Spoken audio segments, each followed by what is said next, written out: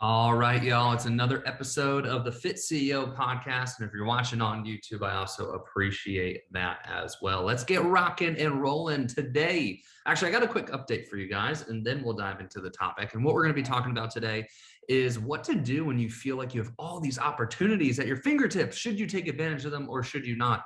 I'll dive into that in a minute. And I have some personal stories to share on that. I have some new perspectives after being in this game for 8 years on that. And I think it will be really, really insightful. So here's my update though. NLCA has officially partnered with True Coach. Yes, that is 100% true. I'm such an idiot. But yes, we partnered with True Coach. Basically, what we did about a month ago is we did a bunch of interviews with a bunch of different coaching software platforms. And we found what we think is the best one in the industry in True Coach. And we officially decided to partner. We both feel that we are respectfully number one in our spaces. We feel like we're number one in the business coaching space for fitness coaches. And we feel like they're number one in the coaching service platform providing.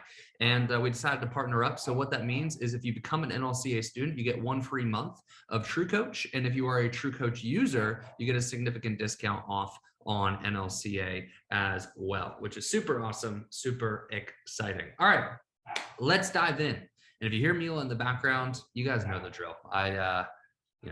I don't need to edit my life. This is me. This is what I got to deal with on a daily basis. A damn barking dog. All right, let's dive in. So opportunities. So maybe, early on in your entrepreneurial journey, you feel like you have all these different opportunities at your fingertips.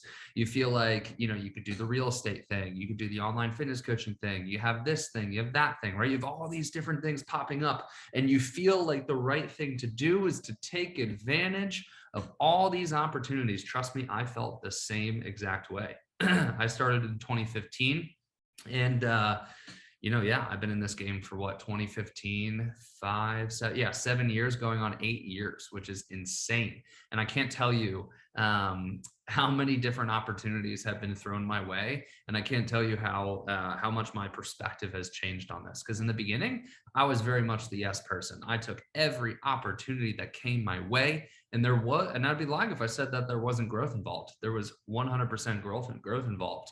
But I had more growth when I had a perspective shift and I had a mentor tell me, Chad, you could be a lot further along if you said no to more things and you dialed in on the one business, the one opportunity that you have right in front of you. And even within the business, you have many microcosm opportunities too, right? That's the crazy thing, right? You have different opportunities from a business perspective, but then even within your individual businesses or business opportunities, there's opportunities within that. So it just feels like there's always endless opportunities. And when I had this business mentor tell me, hey, Chad, just focus on the one thing, that's when I started to see exponential growth.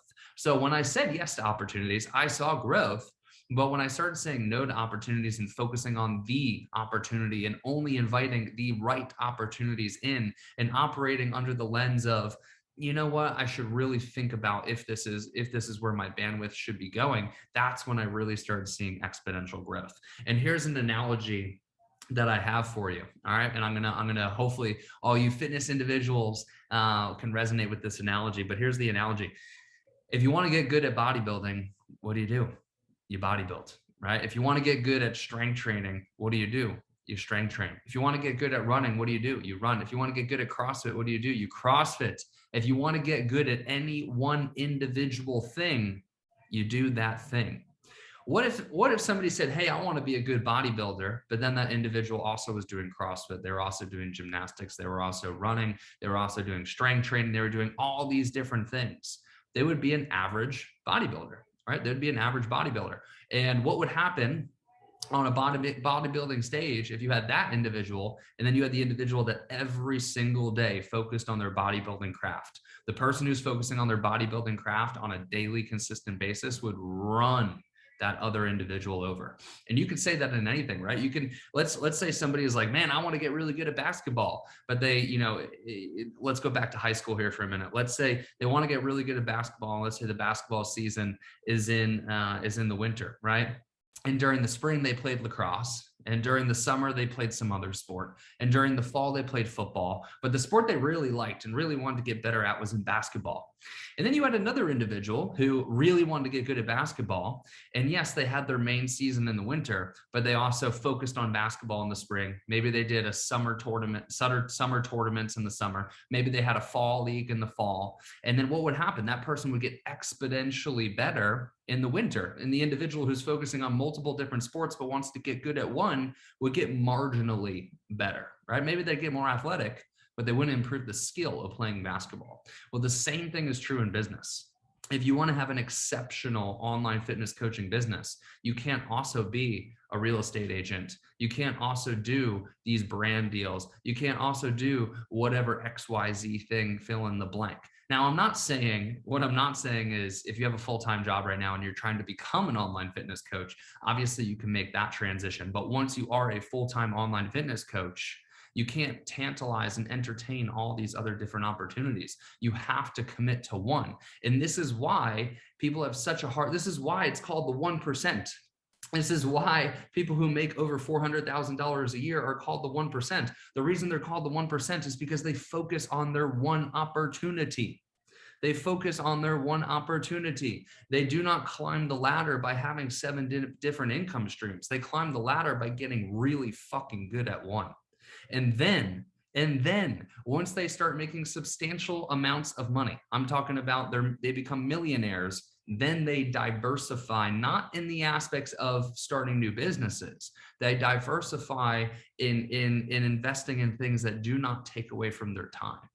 Because what people who are 6-figure earners, who then become millionaires, who then become 8-figure earners, and so on and so forth, what they understand is they understand the skill set that makes them that has the most leverage, that makes the most financial sense for them to focus on.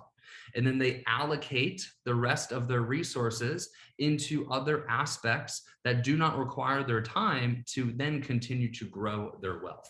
And when we're talking about super wealth, those individuals just continue to buy other businesses and then just hire CEOs and have them run them. But that we're talking about, like, those are individuals who are making like 100 million plus a year. But for the individual who's trying to go from 6 figures to 7 figures or 5 figures to 6 figures, what you need to do is you need to get really fucking good at one thing. And you need to commit to saying, I am going to create an exceptional online fitness business. I'm going to create an exceptional fill in the blank business. And when I made that transition, and when I started NLCA, and when I heard that advice from my mentor, and I said, I'm going to make an exceptional business coaching business for online fitness coaches, that is when I started having exponential growth. That is when I really started to build something that was great. And, that's why I let go of a lot of different other opportunities that maybe even you guys have seen in my journey, right? I've let go of my fitness business. I let go of ACA.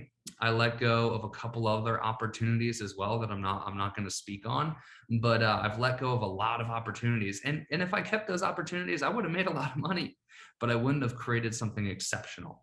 And my goal and my desire is to make NLCA exceptional. And if your goal and your desire is to have an exceptional online fitness coaching business, not a bunch of average businesses, but one exceptional business, then you have to understand and operate through the lens of being skeptical of all opportunities and really asking yourself and defining, what is my mission?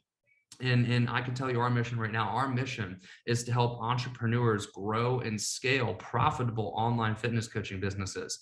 And if I have an opportunity that comes across my desk and it's not aligned with that mission, I say no. And that's what you guys have to get really clear on. What's your mission? What do you want to accomplish? And then you have to ask yourself every time you get an opportunity, is this aligned with this decision? Or sorry, is this opportunity aligned with my mission? And if the answer is no, you got to commit to that.